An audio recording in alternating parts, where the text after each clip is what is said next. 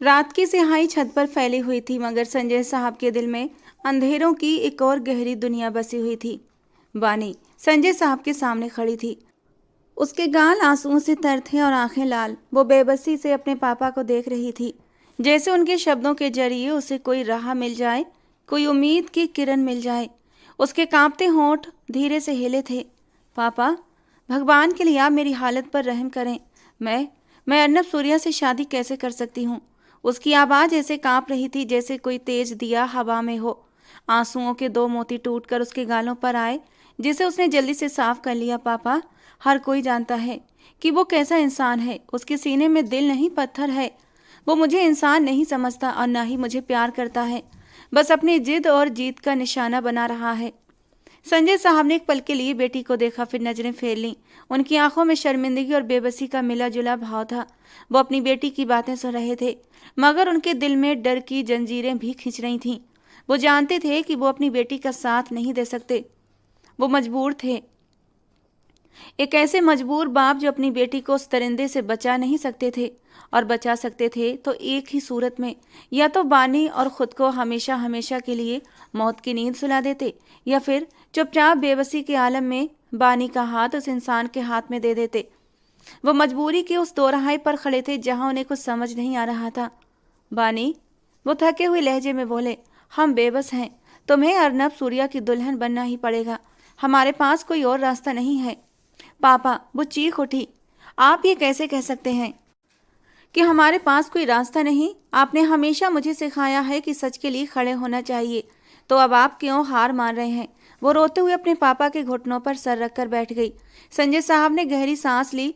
वो अपने जज्बात पर काबू पाने की कोशिश कर रहे थे, मगर उनकी आवाज़ में सख्ती झलक रही थी। बानी, अगर हमने अर्नब सूर्या को इनकार किया तो वो हमें कहीं का नहीं छोड़ेगा। तुम नहीं जानती कि वो क्या क्या कर सकता है। मैं जानती हूँ पापा, वो तड़प कर बोली। मैं जानती हूँ कि वो निर्दयी है, बेरहम है, और अपनी ताकत का घमंड उसके हर काम से झलकता है। मगर क्या आपने सोचा है कि मेरी जिंदगी का क्या होगा? क्या आपने सोचा है कि मैं उसके साथ कैसे जी सकूंगी? संजय साहब खामोश हो गए। उसके शब्द उनके दिल के कहीं अंदर गुम हो गए थे। वो जानते थे उनकी बेटी सच कह रही है, मगर उनके पास कोई जवाब नहीं था। बानी की आंखों से आंसू और तेज होने लगे। पापा, आप हमेशा मेरी ढाल बने हैं। आपने आज कैसे मुझे बीच मझधार में छोड़ दिया? संजय साहब का दिल जैसे किसी ने मुट्ठी में लिया हो। वो अपनी बेटी की तरफ देख भी नहीं पा रहे थे। उनके लिए ये फैसला करना आसान नहीं था, मगर वो जानते थे कि उनके पास कोई और चारा भी नहीं था। अर्नब सूर्या एक आम इंसान नहीं था। वो 36 गांव का सरदार था। ऐसा सरदार जिसके आदेश पर लोग अपनी जान तक कुर्बान करने को तैयार रहते थे। पूरे गांव में कोई उसकी आंखों में आंखें डालकर बात करने की हिम्मत नहीं करता था। उसकी शख्सियत के दो पहलू थे। एक तरफ वो बाहरी तौर पर बेहद खूबसूरत, लंबा कद, गेहुआ रंग और गहरी आंखों वाला शख्स था, मगर दूसरी तरफ वो एक ऐसा व्यक्ति था जिसके घमंड, अहंकार और ताकत की कहानियां हर जुबान पर थीं। वो सिर्फ एक सरदार नहीं था, बल्कि एक माफिया किंग भी था, जिसकी पहुंच गांव से लेकर शहर तक थी। हालांकि संजय साहब शहर में रहते थे, मगर उनकी जड़ें गांव में भी थीं। अर्नब सूर्या के साथ दुश्मनी लेना उनके लिए आत्महत्या के बराबर था। बानी एक मासूम और सरल हृदय वाली लड़की थी। उसकी खूबसूरती उसकी मासूमियत में छिपी हुई थी। वो अपने पापा को अपने लिए एक दीवार समझती थी, मगर आज वो दीवार भी अर्नब सूर्या के सामने ढह चुकी थी। पापा, आपको पता है कि वो मुझे कभी खुश नहीं रहने देगा। वो मेरे दिल के जज्बातों को समझ ही नहीं सकता। वो अपने घमंड में ये सोच भी नहीं सकता कि मेरी भी कोई मर्जी हो सकती है, क्योंकि वो इंसान किसी से प्यार कर ही नहीं सकता। अगर उसे मुझसे प्यार होता तो वो मेरे साथ ये ज़बरदस्ती नहीं करता। आप क्यों इस बात को समझ नहीं रहे? नफरत है मुझे उस इंसान से, नहीं करनी मैंने उससे शादी। संजय साहब ने सख्त लहजे में जवाब दिया। बानी, अगर तुम्हें उससे नफरत थी तो क्यों उसके रास्ते में आई? कभी उसके रास्ते में ना आती। ये सब तुम्हारी अपनी गलती है। बानी उनके शब्द सुनकर स्थिर हो गई। वो जानती थी कि वे बेबस हैं, मगर उनका ये कहना कि ये सब उसकी गलती है उसके दिल को चीर गया। वो चुपचाप उनके पास से उठकर खड़ी हुई। उसने आखिरी बार अपने पापा को देखा और अपने कमरे की ओर बढ़ गई। उसकी आंखों में आंसू थे, मगर दिल में एक अजीब सी ठंडक। सारी गलती उसके पापा ने उसके सर डाल दी थी। क्या उन्हें अपनी बेटी पर विश्वास नहीं था? वो कैसे कह गए थे कि वो खुद जानबूझकर अर्नब सूर्या के रास्ते में आई थी। रात का सन्नाटा घने बादलों जैसा गहरा हो चुका था, लेकिन उस शांति के पीछे भी एक भयंकर तूफान छिपा हुआ था। बानी के कमरे में हल्की रोशनी थी और कमरे में बेड के कोने में अपनी चादर में लिपटी वो अपने आंसुओं के साथ अकेली बैठी थी। हर आंसू उसके दिल के बोझ को बढ़ा रहा था। हर सांस एक नई पीड़ा की तरह महसूस हो रही थी। उसकी आंखें बार बार दरवाजे की तरफ उठ रही थीं, जैसे किसी अनदेखे खतरे का सामना करने के लिए तैयार हो रही हों। फिर अचानक सन्नाटे को एक जोरदार दस्तक ने चीरा था। दरवाजे पर पड़ने वाली ये दस्तक उसके दिल की धड़कन को थमा गई थी। वो डर और बेबसी के आलम में अपनी जगह पर जम गई। बानी जानती थी ये दस्तक उसकी तबाही की शुरुआत का संकेत थी। उसकी सांसें तेज हो गईं और हाथ कांपने लगे। कुछ ही पलों में दरवाजा खुला और बाहरी कदमों की आवाज गूंजने लगी। ये अर्नब सूर्या के गार्ड्स थे। उनके बेजान चेहरे और आंखों में अजीब सी निर्दयता थी। उनके हाथों में बंदूकें थीं, जैसे ये जताने के लिए काफी हो कि आज्ञा का उल्लंघन कोई विकल्प नहीं। उनके पीछे 2 औरतें भी थीं जो नौकरानियां लग रही थीं। वे सीधे बानी के कमरे में दाखिल हुईं और आदर के साथ सिर झुकाकर बोली, बीबी जी, हुक्म आ चुका है। सरदार साहब ने आपको याद किया है। हमें आपको उनके पास ले जाना होगा। सरदार साई ने शादी का सारा इंतजाम कर रखा है। बानी ने जैसे उनके शब्द सुनने से इनकार कर दिया। वो अपनी जगह पर स्थिर बैठी रही और उसकी आंखों से आंसुओं की धारा बहने लगी। उसका दिल चाहा कि जमीन फटे और वो उसमें समा जाए। वो उन औरतों को देख रही थी जैसे उनसे दया की भीख मांग रही हो, लेकिन उनके चेहरे पत्थर की तरह ठंडे और भावनाओं से रहित थे। इतने में संजय साहब भी कमरे में दाखिल हुए। उनकी आंखें भी आंसुओं से भरी थीं, लेकिन उनके चेहरे पर बेबसी का गहरा साया था। बानी उन्हें देखते ही अपनी जगह से खड़ी हुई और उनके सामने हाथ जोड़ दिए, पापा। और इससे आगे उसके होंठ कुछ बोल ही न सके, जबकि संजय साहब का दिल जैसे किसी ने मुट्ठी में कस लिया हो। उनकी बेटी, जिसे भी हमेशा अपनी आंखों का तारा समझकर संभालते आए थे, आज उनके सामने कैसे बेबस अंदाज में खड़ी थी। लेकिन वे कुछ कर नहीं सकते थे। उनकी आंखों से आंसू बहने लगे, मगर उनके होंठ खामोश थे। उन्होंने सिर झुकाया, जैसे अपनी बेबसी का इकरार किया हो। पापा, बानी की आवाज एकदम चीख में बदली। आपने हमेशा कहा था कि आप मेरी हिफाजत करेंगे। आज आप कैसे मुझे अकेला छोड़ सकते हैं? वो जमीन पर बैठ गई और रोते हुए बोली, क्या मेरी जिंदगी आपके लिए इतनी गैर जरूरी हो गई? संजय साहब का सिर नकारात्मक रूप में हिलने लगा, लेकिन उनके पास कोई शब्द नहीं थे। उनकी नजरें जाकर दीवार पर टिक गईं, जैसे वे वहां कोई रास्ता ढूंढने की कोशिश कर रहे हों। उनके भीतर का बेबस पिता किसी अंधेरे में खो चुका था। नौकरानियों ने आगे बढ़कर बानी के बाजुओं को थामा था। वो चीखी, चिल्लाई, खुद को छुड़ाने की भरपूर कोशिश की, लेकिन वे औरतें अपने काम में माहिर थीं। उनके हाथों की पकड़ मजबूत थी और वे उसे लगभग घसीटते हुए कमरे से बाहर लेकर जाने लगी। रास्ते में बानी का दुपट्टा उसके कंधों से फिसलकर जमीन पर गिर गया था, लेकिन किसी ने उसे उठाने की जहमत नहीं की। बाहर गाड़ी के दरवाजे खुले हुए थे। 2 गार्ड चौकस अंदाज में खड़े थे। उनके चेहरे पर भी ठंडेपन का आलम था। बानी को घसीटते हुए गाड़ी तक लेकर आया गया। वो अपने हाथ छुड़ाने की नाकाम कोशिश कर रही थी, लेकिन उसकी हर कोशिश बेकार थी। वो उनसे गिड़गिड़ाती रही, भगवान के लिए मुझे छोड़ दो। मैं मर जाऊंगी, लेकिन उस आदमी के पास नहीं जाऊंगी। गाड़ी के पास पहुंचते ही गार्ड ने दरवाजा खोला। बानी को जबरदस्ती अंदर धकेल दिया गया। उसके चेहरे पर आंसुओं की लकीरें थीं और दिल जैसे सीने में धड़कना भूल गया हो। दरवाजा बंद होने की आवाज उसके दिल के ताबूत पर आखिरी कील की तरह महसूस हुई। गाड़ी के इंजन की गूंज के साथ बानी की जिंदगी एक नए भयानक अध्याय में प्रवेश कर चुकी थी। गाड़ी अंधेरी सड़क पर फर्राटे भर रही थी और उसके अंदर बानी किसी टूटे हुए पंछी की तरह सिकुड़ कर बैठी थी। आंखों से आंसुओं का सैलाब थमने का नाम नहीं ले रहा था और दिल ऐसा लग रहा था जैसे किसी ने मुट्ठी में लेकर जोर से भींच रखा हो। गाड़ी की खिड़कियों से बाहर गुजरता दृश्य धुंधला सा दिख रहा था, लेकिन उसके अंदर का तूफान हर चीज से ज्यादा स्पष्ट था। उसे पता था कि जैसे ही गाड़ी गांव की सीमा में दाखिल होगी, उसकी जिंदगी का एक नया और भी भयानक अध्याय शुरू हो जाएगा। वो अध्याय जिसे वो कभी भी अपने सपने में भी देखना नहीं चाहती थी। उसके दिल और दिमाग पर कई ख्याल हथौड़े की तरह बरस रहे थे। उसे पता था कि उसके पापा उससे बेइंतहा प्यार करते हैं और आज भी उन्होंने अपनी बेबसी के बावजूद आंखों में आंसू भरकर उसके लिए दुआ की होगी। मगर यह भी सच था कि वो उनकी मजबूरियों से भली भांति वाकिफ भी थी। वो खुद को बेसहारा महसूस कर रही थी। अचानक ही उसके ख्यालों की धारा पलटी और वो अपनी और अर्नब सूर्या की पहली मुलाकात को याद करने लगी। ये 1 जनवरी की ठंडी दोपहर थी। ठंडी हवाएं अपनी पूरी तेजी के साथ बह रही थीं और गांव की जमीनों पर एक खामोशी सी छाई हुई थी। बानी अपने पापा के साथ गांव की जमीनों का जायजा लेने आई थी। संजय साहब हमेशा अपनी बेटी को साथ लेकर चलते थे। वो अपनी बेटी को अपनी जिंदगी की सबसे बड़ी सफलता मानते थे। अक्सर वो लोगों के बीच बड़े गर्व से कहते, बानी मेरी बेटी नहीं बल्कि मेरा बेटा है। उनकी ये बात बानी के दिल को गुदगुदा देती थी और वो हमेशा अपने पापा की उम्मीदों पर खरा उतरने की कोशिश करती थी। इसी जमीन के दौरे के दौरान बानी की जिंदगी में एक ऐसा पल आया जिसने सब कुछ बदल कर रख दिया। वही पल जब सरदार अर्नब सूर्या पहली बार बानी के सामने आया था। गांव के लोग जो उस समय जमीनों पर काम कर रहे थे, जब उन्हें पता चला अर्नब सूर्या आ रहा है, अचानक सब कुछ छोड़ छाड़ कर सीधे खड़े हो गए थे। हर तरफ एक असमान खामोशी छा गई। बानी ने हैरानी से अपने पापा की ओर देखा, जिन्होंने धीरे से कहा, सरदार अर्नब सूर्या आ रहे हैं। और फिर वो आया, घोड़े पर सवार, लंबा कद, गेहुआ रंग, और वो चेहरा जो न सिर्फ गांव बल्कि आसपास के शहरों में भी अपनी खूबसूरती के लिए मशहूर था। उसके गहरे भूरे बाल इस वक्त धूप में सुनहरे दिखाई दे रहे थे और उसकी आंखों में एक ऐसी गहरी चमक थी जो देखने वाले को सन्न कर देती। उसके कपड़े पूरी तरह सरदारी शान और शौकत से भरे हुए थे और उसके पीछे चलते हुए उसके वफादार गार्ड से खामोश खतरे की तरह महसूस हो रहे थे।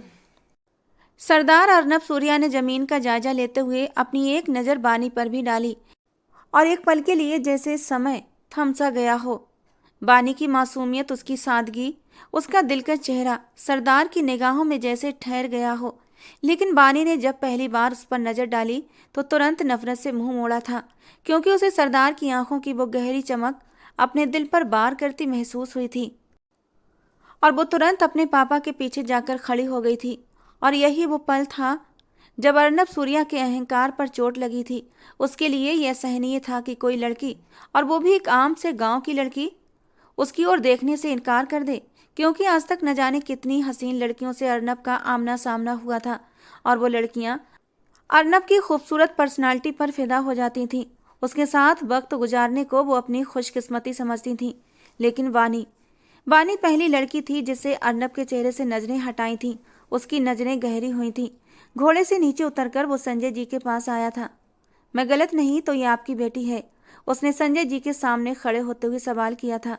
जी सरदार, ये मेरी बेटी है। एक गहरा हुंकारा भरते हुए उसने अपने आदमियों को कुछ इशारा किया था और फिर उसके आदमी बहाने से संजय जी को अपने साथ ले गए थे, जबकि वहां पर खड़ी बानी अपने पापा को देखती रह गई थी। वो अपने पापा के साथ कदम आगे बढ़ाती इससे पहले ही अर्नब ने आगे बढ़कर उसकी कलाई थामी थी। तुम्हारे पापा जमीनों का हिसाब किताब करने गए हैं, तुम तब तक मेरे साथ थोड़ा सा टाइम गुजार सकती हो। जबकि बानी को यह सख्त नागवार गुजरा था कि उस इंसान ने बिना उसकी मर्जी के उसकी कलाई थामी थी। उसने एक झटके से अपना हाथ अर्नब के हाथ से छुड़ाया और उंगली उठाते हुए वार्निंग करते हुए बोली, खबरदार जो मुझे छूने की कोशिश की। अच्छा यही होगा कि तुम अपना ये कीमती समय किसी और पर बर्बाद करो, क्योंकि मेरे पास तुम्हारी दाल गलने वाली नहीं है। और घमंड से भरा ये लहजा अर्नब के अंदर गुस्से की आग भड़का चुका था। वो उसके करीब आया, उसके बाजू को दबोचते हुए गुस्से से बोला था, अर्नब सूर्या को आज तक किसी लड़की ने इनकार नहीं किया है, फिर तुम क्या चीज हो? वैसे खूबसूरत तो बहुत हो और खूबसूरती के साथ गुरूर आना कोई बड़ी बात नहीं है। जाओ, तुम्हारी इस गलती को माफ किया। लेकिन खूबसूरती अर्नब सूर्या की कमजोरी है। वो हर खूबसूरत चीज पर अपना हक समझता है और आज से तुम भी मेरी मिल्कियत हो। और ये मालिकाना अंदाज बानी के दिल पर जाकर लगा था। उसने एक झटके से अर्नब को धक्का दिया था। मैं तुम्हारी जागीर नहीं हूँ, समझे मिस्टर अर्नब? आइंदा से मुझसे दूर रहें, इसमें ही आपकी भलाई है। ये कहकर वो तेज कदमों से उसी दिशा की ओर बढ़ गई थी जहां उसके पापा गए थे, जबकि अर्नब के होठों पर एक हल्की सी मुस्कान उभरी थी, लेकिन ये मुस्कान बेहद खतरनाक थी। अगले दिन अर्नब सूर्या ने अपने नौकर के जरिए संजय और उनकी बेटी को अपनी हवेली पर दावत के लिए आमंत्रित किया था। आमंत्रण निहायत इज्जत और सम्मान के साथ पेश किया गया था। संजय जी एक पल के लिए चौंके थे, लेकिन वो जानते थे कि सरदार अर्नब सूर्या का बुलावा आदेश के बराबर है। लेकिन बानी जो अपने कमरे में मौजूद थी, इस निमंत्रण को देखकर गुस्से से भर गई थी। उसने वो निमंत्रण पत्र उठाया और गुस्से में उसके टुकड़े टुकड़े कर दिए। और उन टुकड़ों को उसने अर्नब सूर्या के नौकरों के सामने फेंकते हुए कहा, जाओ और जाकर अपने मालिक से कह दो कि मैं उनकी दावत में नहीं आऊंगी। उसकी आवाज में जिद और आत्मसम्मान था जो उसके मासूम दिल से फूट पड़ा था। नौकर ने अर्नब तक वानी का ही संदेश पहुंचा दिया। वानी को अंदाजा भी नहीं था कि इसका परिणाम क्या हो सकता है। अर्नब सूर्या जो हमेशा अपने अहंकार और ताकत के लिए जाना जाता था, वानी की यह गुस्ताखी सहन नहीं कर सकता था। यही वो पल था जब वानी के खिलाफ अर्नब के दिल में बदले की आग जल उठी थी। उसके अहंकार को एक गहरी चोट पहुंची थी और उसने उसी समय तय कर लिया कि वानी को अपनी दुल्हन बनाकर अपनी ताकत, अपनी प्रतिष्ठा की जीत का ऐलान करेगा। वानी के लिए ये एक साधारण जिद का दिन था, लेकिन उसे नहीं पता था ये दिन उसकी जिंदगी को हमेशा के लिए बदलने वाला था। रात के साए गहरे हो चुके थे। संजय जी अपने कमरे में बेचैनी से टह रहे थे। उनके चेहरे पर चिंता के गहरे निशान थे और उनके कांपते हाथ उनकी अंदरूनी घबराहट को स्पष्ट साफ कर रहे थे।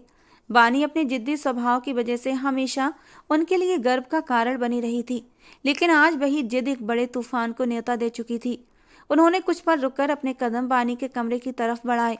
दरवाजा खोलते ही उन्होंने अपनी बेटी की मासूम सूरत देखी, लेकिन उनके दिल की स्थिति किसी तूफान से कम नहीं थी। वानी, उनकी आवाज भारी थी, लेकिन उसमें पिता का प्यार और डर साफ झलक रहा था। वानी ने सिर उठाकर अपने पापा की ओर देखा। जी पापा। उसकी आवाज में मासूमियत थी, लेकिन उसके लहजे में वही जिद छुपी हुई थी जो उसके हर कदम से झलकती थी। संजय जी उसके पास बैठ गए। बेटी, तुमने जो आज किया है वो बहुत बड़ी गलती थी। अर्नब सूर्या कोई साधारण आदमी नहीं है। वो केवल गांव का सरदार नहीं बल्कि माफिया का राजा भी है। तुम्हें अंदाजा नहीं कि ऐसे लोगों से दुश्मनी मोल लेना कितना खतरनाक हो सकता है। वो हमें कहीं का नहीं छोड़ेगा। पापा की बात सुनकर वानी ने सर झुका लिया, लेकिन उसके चेहरे पर वही हठधर्मिता साफ झलक रही थी। पापा, आप हमेशा कहते हैं कि हमें सच्चाई और न्याय का साथ देना चाहिए। मैं ऐसे आदमी के सामने क्यों झुकूं जिसके दिल में दूसरों के लिए कोई दया नहीं है और जिसे औरत की इज्जत करना नहीं आता। वो किसी भी लिहाज से अच्छा इंसान नहीं है। संजय जी ने निराश होकर सिर हिलाया। बेटी, दुनिया के नियम बहुत अलग हैं। न्याय और सच्चाई की बातें अच्छी लगती हैं, लेकिन ऐसे लोगों के सामने ये बातें व्यर्थ हैं। हम साधारण से लोग हैं और वो आदमी निर्दयी है। पापा, वानी ने अपने पापा की ओर देखते हुए उनकी बात पूरी की। मैं ऐसे व्यक्ति से कभी नहीं मिलना चाहती जिसके दिल में दूसरों के लिए प्यार ना हो, जो केवल ताकत और अहंकार की भाषा समझता हो। मैंने जो किया वो सही किया और आपको भी डरने की जरूरत नहीं है, क्योंकि आपकी बेटी ने कुछ गलत नहीं किया है। संजय जी का दिल जैसे किसी ने मुट्ठी में जकड़ लिया हो। उन्होंने उसे समझाने की बहुत कोशिश की, लेकिन वानी अपनी जगह पर अडिग रही। अगले ही दिन वे गांव छोड़कर शहर वापस आ गए थे, लेकिन संजय जी का दिल अब भी भारी था। रात में जब पूरे घर में हर तरफ सन्नाटा छाया हुआ था, संजय जी के दरवाजे पर एक जोरदार दस्तक हुई थी। उन्होंने दरवाजा खोला तो सामने ही अर्नब सूर्या के आदमी खड़े थे। उनके चेहरे पर ठंडापन था और उनके हाथों में एक चिट्ठी भी थी। चिट्ठी संजय जी के हाथ में दे दी गई और कहा गया, ये अर्नब सूर्या का संदेश है, इसे ध्यान से पढ़ें। संजय जी ने कांपते हाथों से वो चिट्ठी खोली। हर शब्द ने उनके दिल को हिला दिया था। चिट्ठी में लिखा था, संजय जी, आपकी बेटी वानी ने मुझे इनकार करके मेरी इज्जत को ठेस पहुंचाई है और ये बात मैं कभी भूल नहीं सकता। मैंने तय किया है कि मैं वानी से शादी करूंगा। ये मेरा आदेश है, न कि अनुरोध।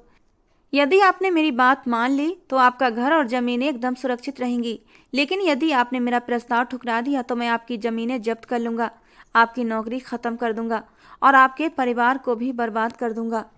मुझे पता है कि वानी के अलावा भी वानी से छोटी आपकी 2 बेटियां और हैं। मुझे नहीं लगता एक बेटी को बचाने के लिए आप अपनी दोनों बेटियों की कुर्बानी देंगे। वानी आप मेरी हैं, चाहे वो शादी के साथ मेरे पास आए या बिना शादी के, फैसला आपके हाथ में है। अर्नब सूर्या। संजय जी ने पत्र को दोबारा पढ़ा और उनकी आंखों में बेबसी के आंसू आ गए। उनके सामने जैसे अंधेरा सा छा गया था। वो जानते थे अर्नब सूर्या की बात को नकारना मौत को न्योता देने के बराबर है। उनके पास कुछ भी कहने की हिम्मत नहीं बची थी। अगले दिन अर्नब सूर्या ने खुद अपने गार्ड्स के साथ संजय जी को अपनी हवेली पर बुलाया। वहां उसकी आंखों में वही घमंड और ताकत की झलक थी जो उसके व्यक्तित्व की पहचान थी। संजय जी, उसने गहरी और गंभीर आवाज में कहा, मैं ज्यादा समय बर्बाद नहीं करना चाहता। आपकी बेटी मुझे बहुत पसंद आ गई है और ये रिश्ता अब तय हो चुका है। आपकी मर्जी हो या न हो, बानी अब मेरी है। संजय जी ने मुश्किल से अपने होंठ खोले थे। सरदार साहब, ये फैसला बहुत मुश्किल है। अर्नब सूर्या की आंखों में एक ठंडी चमक आई थी। मुश्किल तो आपके लिए तब होगी जब मैं आपकी जमीनों और आपके घर पर कब्जा करके सब कुछ खत्म कर दूंगा, और इसके बावजूद भी बानी सिर्फ मेरी ही रहेगी। ये फैसला सिर्फ मेरे हक में होगा, वरना आप और आपके परिवार के लिए अब कोई जगह नहीं होगी। ये शब्द संजय जी के लिए आखिरी कील की तरह थे। वो जान गए थे कि उनके पास अब कोई रास्ता नहीं बचा। वो चुपचाप सिर झुकाकर वहां से लौट आए थे, लेकिन उनकी खामोशी ने उनकी बेबसी की चीख को और गहरा कर दिया था। अचानक गाड़ी ने झटका खाया और बानी बीते हुए कड़वे ख्यालों से वर्तमान में लौट आई। उसने घबराकर चारों ओर देखा। गाड़ियों का काफिला गांव की सीमा में प्रवेश कर रहा था और इस दृश्य ने उसके दिल को नए दर्द से भर दिया। बाहर का माहौल बदल चुका था और वो उन जमीनों के करीब पहुंच रही थी जहां उसकी तबाही लिखी जा चुकी थी। गाड़ी की खिड़की से बाहर देखते हुए उसके दिल की धड़कन जैसे तेज से तेज होती जा रही थी। बानी ने बेचैनी से अपनी जगह बदलने की कोशिश की, लेकिन जैसे ही वो हल्की सी भी हरकत करती, एक सख्त नज़र उस पर टिकी होती। पास बैठी नौकरानी, जो अर्नब सूर्या की वफादारों में से एक थी, उसकी हर हरकत पर पैनी नज़र रखे हुए थी। बानी ने हिम्मत करके आखिरी बार विनती करने की कोशिश की। भगवान के लिए, बानी ने अपनी कांपती आवाज़ में कहा, मुझे यहाँ से जाने दो। मैं जगह पर नहीं रह सकती। मैं तुमसे हाथ जोड़ती हूँ। ईश्वर तुम्हारा भला करेगा, तुम्हें इसका फल मिलेगा। नौकरानी ने एक पल के लिए बानी की ओर देखा, लेकिन उसकी आंखों में किसी भी तरह की कोई नरमी का संकेत नहीं था। वो जैसे पत्थर की दीवार बनी बैठी थी। बीबी जी, हमें हुक्म मिला है, हम सिर्फ सरदार साईं के हुक्म पर चलते हैं और उनका हुक्म टालना हमारे लिए मुमकिन नहीं। आप खुद को संभालें, ये आपके भले के लिए बेहतर होगा। बल्कि आप तो अपने आप को खुशकिस्मत समझें जो आप सरदार साईं की बीवी बनने वाली हैं। बानी की आंखें बेबसी के आंसुओं से भर गईं। उसने झटके से नौकरानी के करीब होकर उसके हाथों को अपने हाथों में ले लिया और रोने लगी। ये मेरी खुशकिस्मती नहीं बल्कि बदकिस्मती होगी। मैं यहाँ रहना नहीं चाहती। मैं तुम्हारे कदमों में गिरती हूँ। बस मुझे यहाँ से जाने दो। तुम्हें भगवान का डर नहीं है? मेरा दिल अब इस यातना को सहने के काबिल नहीं। नौकरानी ने बेबसी से अपने हाथ छुड़ाए, ठंडे लहजे में कहा, बीबी जी, आप जितना भी रोएं गिड़गिड़ाएं कोई फर्क नहीं पड़ेगा। सरदार साईं का हुक्म हमारी जिंदगी से भी बड़ा है। आपने जो करना है वो हवेली पहुँच कर करें, यहाँ हम कुछ नहीं कर सकते। बानी ने आंसुओं से भरी आंखों से उस नौकरानी को देखा। कैसी जिंदगी है तुम्हारी जहाँ तुम अपने दिल की सुन भी नहीं सकती? क्या तुम्हारे सीने में दिल नहीं है? क्या तुम्हें मेरी हालत देखकर जरा भी दया नहीं आती? नौकरानी ने गहरी सांस ली। उसके चेहरे पर कुछ पल के लिए झिझक आई, मगर तुरंत वो अपनी बेबसी की चादर में लौट आई। बीबी जी, हमारे नसीब हम खुद नहीं लिखते। सरदार साईं जो चाहते हैं वही होता है और आपको ये सब कबूल करना होगा। गाड़ियां हवेली के बड़े आंगन में रुक गई। नौकरों ने तुरंत दरवाजे खोल दिए और बानी को बाहर निकलने के लिए कहा गया, लेकिन बानी अपनी जगह से हिलने को तैयार नहीं थी। वो अपने आसपास देख रही थी, जैसे कोई भागने का रास्ता ढूंढ रही हो, लेकिन यहाँ हर तरफ वही लोग थे जो अर्नब सूर्या के हुक्म के गुलाम थे। बीबी जी, नीचे उतरें, नौकरानी ने उससे कहा। बानी ने कोई जवाब नहीं दिया। उसके हाथों ने सीट को कसकर पकड़ रखा था और उसकी आंखों में डर के आंसू फिर से छलकने लगे। दो नौकर आगे बढ़े और उसके दोनों बाजू पकड़कर उसे जबरदस्ती गाड़ी से बाहर निकाल लिया। बानी की आवाज़ धीमी सिसकियों में बदल गई। वो लगातार हाथ छुड़ाने की कोशिश कर रही थी, मगर उनकी मजबूत पकड़ ने उसे बेबस कर दिया था। जैसे ही वो हवेली के दरवाजे के करीब पहुंची, उसकी नज़रें उस बड़े और डरावने दरवाजे पर जम गईं। उसने दिल ही दिल में भगवान को पुकारा, लेकिन उसे मालूम था कि उसकी दुआ का जवाब आज शायद न मिले। बानी के कदम जैसे बेजान हो चुके थे। उसकी सांसें बेतरतीब थीं। दिल की धड़कन इतनी तेज हो रही थी जैसे किसी भयानक अंजाम का सामना कर रही हो। अचानक उसकी आंखों के सामने धुंध सी छाई। जमीन जैसे उसके पैरों तले से खिसकने लगी थी। वो एक पल को रुकी। उसका दिल किसी अनजाने बोझ से दबने लगा। उसकी सांसें रुकने लगीं और फिर वो अपने होश खो बैठी। नौकरानी की बाहों में झूलते हुए उसका वजूद बेजान सा हो गया। नौकरानी ने एक पल को झुककर उसे संभाला, लेकिन वो खुद भी उस पल की तीव्रता से घबरा गई थी। ये दृश्य हवेली के अंदर बड़े कमरे में बैठे अर्नब सूर्या की नज़रों के भी सामने था। एक बड़ी स्क्रीन पर बानी की बेहोश होती तस्वीर उसे साफ नजर आ रही थी। वो संगमरमर की खूबसूरती से तराशी गई एक भारी कुर्सी पर बैठा था, जो उसकी पर्सनालिटी की शान को और भी बढ़ा रही थी। उसने इस समय सफ़ेद सख्त सूट में लिपटे अपने मजबूत हाथ अपनी मर्दाना शॉल पर रखे हुए थे, जो उसके कंधे पर बेहद सलीके से डाली गई थी। शॉल का हल्का सा लहराता हुआ कोना उसकी शख्सियत को और भी रुआब पैदा कर रहा था। अर्नब सूर्या का चेहरा, जो चांद जैसे रंग का प्रतीत हो रहा था, कमरे की मध्यम रोशनी में और भी चमक उठा। उसकी आंखों में इस समय एक अनोखी चमक थी, ऐसी चमक जो गर्व और रुतबे से भरी हुई थी, लेकिन कहीं गहराई में प्रेम की एक कोमल सी झलक भी दिखाई देती थी। वो ऐसा व्यक्ति लग रहा था जिसकी दुनिया में कोई भी चीज उसकी पकड़ से बाहर नहीं थी। अर्नब ने स्क्रीन पर नजरें जमाते हुए गहरी सांस ली और उसके होठों पर हल्की सी दिलकश मुस्कान उभर आई। उसके मजबूत होठों से कुछ शब्द निकले, जो कमरे में गूंजने के बावजूद केवल उसे ही सुनाई दे रहे थे। वो फुसफुसाते हुए लेकिन एक खास आत्मविश्वास के साथ खुद से बोला था, मेरे दिल की शहजादी, तुम्हें मेरी जिंदगी और मेरी बाहों में आना ही होगा। ये तो किस्मत का फैसला है और किस्मत के फैसले को कोई भी बदल नहीं सकता। वो एक पल के लिए रुका और अपनी आंखें बंद करते हुए आगे बोला, तुम्हें लगता है कि तुम मुझसे बच सकती हो? बानी, तुम नहीं जानती कि तुम्हारी ये मासूम सी जिद ही मुझे तुम्हारे और करीब लाती है। तुम्हारी हर नफरत, हर आंसू मेरे दिल में तुम्हारे लिए और ज़्यादा प्रेम जगा देता है। लेकिन ये बात तुम्हारे समझने की नहीं है, ये केवल मैं जानता हूँ। अर्नब सूर्या।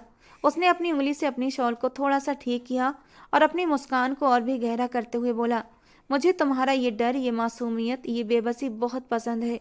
तुम्हारी यही हालत देखकर लगता है कि तुम सिर्फ मेरी हो, केवल मेरी, और तुम्हारा यहाँ आना, मेरी इस हवेली में कदम रखना मेरे दिल की जीत है। अर्नब की आंखें एक बार फिर स्क्रीन की ओर उठीं, जहां बानी को एक नौकरानी संभालने की कोशिश कर रही थी। वो खुद से बोला, बस हिम्मत करो मेरी जान, तुम्हारे लिए ये दुनिया कितनी निर्दयी होगी, लेकिन मैं तुम्हें दिखाऊंगा कि मेरे साथ तुम्हें क्या क्या मिलेगा। डर के बदले सुकून और नफरत के बदले प्यार। हाँ, ये प्यार मेरा है और इसमें थोड़ा गर्व भी है, लेकिन इस प्यार का केंद्र हमेशा तुम ही रहोगी बानी। उसने गहरी सांस ली और उसके चेहरे पर एक अजीब सा सुकून आ गया था। वो अब चुप हो गया, लेकिन उसके दिल की धड़कन तेज हो रही थी, जैसे उस बेहोश लड़की को पास से देखने की बेचैनी बढ़ती जा रही हो। अंधेरा छटने के आसार थे, लेकिन बानी की जिंदगी में रोशनी कहीं दूर थी। उसकी आंख खुली तो उसने खुद को एक आलीशान कमरे के बीचों बीच मौजूद एक शानदार पलंग पर पाया। कमरा इतना बड़ा और सजीव था कि एक पल के लिए वो सब कुछ भूल गई थी, लेकिन अगले ही पल उसका दिल जोर से धड़कने लगा और यादें एक झटके के साथ वापस आने लगीं। अर्नब सूर्या, हवेली, जबरदस्ती और वो दर्दनाक सफर। उसने जल्दी से उठने की कोशिश की, लेकिन उसका शरीर थकावट और दर्द से कांप रहा था। वो बेतरतीब बालों और अस्त व्यस्त कपड़ों के साथ जैसे अपनी ही पहचान खो चुकी थी। कमरे की खामोशी उसे चुभने लगी। बानी ने बेचैनी से दरवाजे की ओर दौड़ लगाई, लेकिन दरवाजा मजबूती से बंद था। वो बार बार दस्तक देने लगी, हाथों से खटखटाने लगी, लेकिन कोई जवाब नहीं आया। वो दीवारों को छूने लगी, जैसे किसी गुप्त रास्ते की तलाश में हो, लेकिन हर तरफ निराशा थी। और अचानक उसकी नज़र कमरे की एक खिड़की पर पड़ी। उम्मीद की एक किरण उसके दिल में जागी थी। वो जल्दी से खिड़की के पास गई और बाहर झांका। नीचे जमीन काफ़ी दूर थी, लेकिन वो जानती थी कि ये मौका शायद आखिरी हो। गहरी सांस लेते हुए उसने खुद को संभाला और बुदबुदाई, बानी, अगर आज तुमने हिम्मत नहीं की तो तुम हमेशा के लिए कैद हो जाओगी। तुम्हें अपने लिए खुद खड़ा होना पड़ेगा। ये कहते हुए उसने अपने दुपट्टे को मजबूती से लपेटा, खिड़की की चौखट पर कदम रखा और नीचे झांका। दिल जोर जोर से धड़क रहा था, लेकिन डर से ज्यादा हिम्मत उस पर हावी थी। वो बहुत सावधानी से मुंडेर पर चढ़ी और वहां से एक पाइप की तरफ हाथ बढ़ाया। हाथों और पैरों में थरथराहट के बावजूद उसने हिम्मत नहीं हारी। धीरे धीरे कदम कदम वो नीचे उतरने लगी। हर पल ऐसा था जैसे मौत के दरवाजे पर खड़ी हो, लेकिन उसके इरादे मजबूत थे। आखिरकार उसने जमीन पर कदम रखा तो ऐसा लगा जैसे एक बड़ी जंग जीत ली हो। वो लंबी सांस लेने ही वाली थी कि अचानक कदमों की आहट सुनाई दी। डर ने उसे जकड़ लिया और वो तुरंत दीवार की ओट में छिप गई। दिल बुरी तरह कांप रहा था और दिमाग में अर्नब सूर्या की सख्त आंखें घूमने लगी। अगर उसने मुझे फिर से पकड़ लिया तो? नहीं, मैं ये सोच भी नहीं सकती। मुझे यहाँ से निकलना होगा, चाहे कुछ भी हो जाए। वो दिल ही दिल में खुद को तसल्ली दे रही थी। बानी को पता था अर्नब सूर्या जैसे निर्दयी इंसान के चंगुल से निकलना आसान नहीं था। वो एक ऐसा इंसान था जिसकी एक नज़र से ही लोग कांप जाते थे, लेकिन बानी का हौसला उसकी सबसे बड़ी ताकत थी। वो धीरे धीरे हवेली के पिछले हिस्से की तरफ बढ़ने लगी। हर मोड़ पर एक नया गार्ड खड़ा था और हर गार्ड की मौजूदगी उसके दिल को और भी घबराहट से भर रही थी, मगर वो रुकने वाली नहीं थी। कभी दीवार के साथ चिपककर, कभी झुककर और कभी अंधेरे का फायदा उठाकर वो आगे बढ़ती गई। बानी ने अपने कॉलेज के दिनों को याद किया जब वो खेलों में हमेशा सबसे आगे रहती थी। वही हुनर आज काम आ रहा था। उसने कई जगह दीवारों पर चढ़कर रास्ता निकाला और कई जगह झुककर निकल गई। उसकी सांसें तेज हो रही थीं, लेकिन वो लगातार खुद से कह रही थी, वानी तुम मजबूत हो, तुम्हें ये करना है। अर्नब सूर्या की कैद में रहना मौत से भी बदतर है, हिम्मत मत हारना। और आखिरकार वो हवेली के आखिरी दरवाजे तक पहुंची थी। वहां से बाहर निकलना अब सबसे मुश्किल था, लेकिन वानी ने अपने दिल को मजबूत किया। वो एक दरवाजे के पास पहुंची जो अंदर से बंद था। वो दीवार की ओर बढ़ी और उस पर चढ़ने की कोशिश करने लगी। दीवार काफी ऊंची थी, लेकिन उसके मजबूत इरादे उसे नीचे गिरने नहीं दे रहे थे। दीवार पर चढ़कर जब उसने नीचे छलांग लगाई तो एक पल को ऐसा लगा जैसे उसका शरीर टूट जाएगा, मगर वो जल्दी से उठी, अपने कपड़े झाड़े और आगे बढ़ने लगी। उसका दिल अब भी धड़क रहा था और वो लगातार पीछे मुड़ मुड़ कर देख रही थी कि कहीं किसी ने उसे देख तो नहीं लिया। लेकिन वो खुशकिस्मत थी। कुछ पल बाद जब वो हवेली की सीमा से बाहर निकल आई तो उसने लंबी गहरी सांस ली थी। हवा के ठंडे झोंके ने उसके चेहरे पर नरमी से हाथ रखा और उसकी आंखों में आंसू आ गए। मैं आज़ाद हूँ, मैं सचमुच आज़ाद हूँ, उसने खुद से कहा। मगर उसकी आज़ादी के इस पल में भी डर की परछाइयाँ बाकी थीं। वो जानती थी अर्नब सूर्या जैसा इंसान अपनी हार आसानी से स्वीकार नहीं करेगा। वो एक ऐसा सरदार था जिसके नाम से गांव के लोग कांपते थे। अर्नब सूर्या की ताकत, अहंकार और जिद उसे दोबारा ढूंढने की कोशिश जरूर करेगी। बानी का चेहरा अब भी डर से सहमा हुआ था, लेकिन उसकी आंखों में उम्मीद की एक चमक थी। वो जानती थी ये संघर्ष खत्म नहीं होगा, बल्कि ये तो अभी शुरुआत थी। अचानक ही आसमान में बादल घिराए और कुछ ही पलों में मूसलाधार बारिश शुरू हो गई। बानी हैरान थी कि अचानक ये बिन मौसम बादल कैसे आ गए। वो खुद को भीगने से बचाने की कोशिश कर रही थी, लेकिन ये मुमकिन नहीं था। रात का अंधेरा अब गहरा होता जा रहा था और बादलों की गर्जना के साथ मूसलाधार बारिश ने इस डरावने माहौल को और भी रहस्यमय बना दिया था। बानी की सांसें असंतुलित थीं, शरीर थकान से चूर और कपड़े पूरी तरह से भीग चुके थे। ठंड के मारे वो बुरी तरह कांप रही थी, लेकिन उसका दिल अब भी जोर जोर से धड़क रहा था। उसे पता था कि अर्नब सूर्या के आदमी उसके पीछे हैं और अगर वो किसी सुरक्षित जगह नहीं पहुंची तो उसकी आज़ादी का सपना टूट सकता है। बानी के कदम उसे एक सुनसान इलाके की ओर बढ़े थे। गांव के बाहरी हिस्से में बने कुछ जर्जर और पुराने घरों में से एक घर की ओर उसने रुख किया। दिल में डर और उम्मीद की जंग चल रही थी, लेकिन उसके पास कोई और रास्ता नहीं था। उसने कांपते हाथों से एक दरवाजा खटखटाया। कौन है? अंदर से एक औरत की आवाज आई थी, जिसमें हैरानी और डर झलक रहा था। भगवान के लिए मेरी मदद कीजिए। बानी की आवाज कांप रही थी, आंखों में डर और बेबसी के आंसू थे। मेरे पीछे अर्नब सूर्या के आदमी हैं, वे मुझे मार डालेंगे। दरवाजा कुछ पल के लिए रुका रहा, जैसे औरत अंदर ये तय कर रही हो कि दरवाजा खोले या नहीं। लेकिन जब उसने अर्नब सूर्या का नाम सुना तो उसने तुरंत दरवाजा खोला और बानी को अंदर आने दिया। आओ जल्दी अंदर आ जाओ। औरत ने जल्दी से बानी को सहारा दिया और अंदर ले आई। बारिश अब भी तेज थी। बानी के भीगे हुए चेहरे और कांपते हुए शरीर को देखकर औरत के चेहरे पर चिंता के भाव साफ थे। बेटी, ये क्या हाल बना रखा है तुमने?